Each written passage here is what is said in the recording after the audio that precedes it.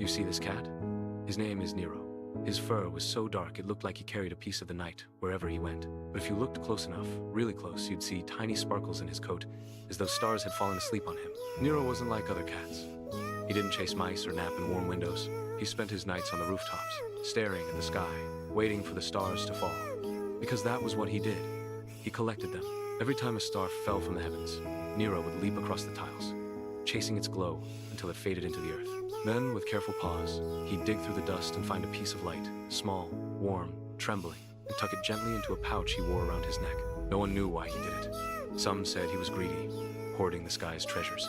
Others whispered he was lonely, and the stars were his only friends. But the truth was far gentler. Long ago, when Nero was just a kitten, he had lived with a little girl named Amara. She had been sick, too weak to run or play, but every night, she'd sit by the window and whisper to him, "When I can't sleep, I count the stars. Each one feels like a wish." Then, one winter, Amara's voice went quiet.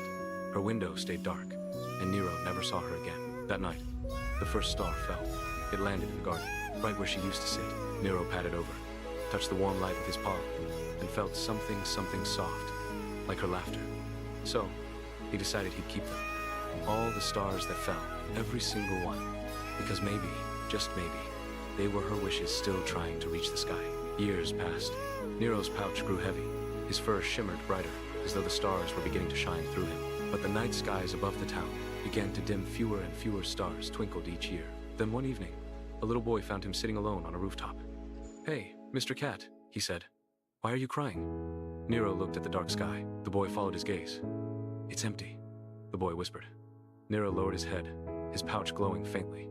Inside, hundreds of stars pulsed softly, waiting. The boy smiled. "Maybe you should give them back." Nero blinked once. Slowly he rose to his feet.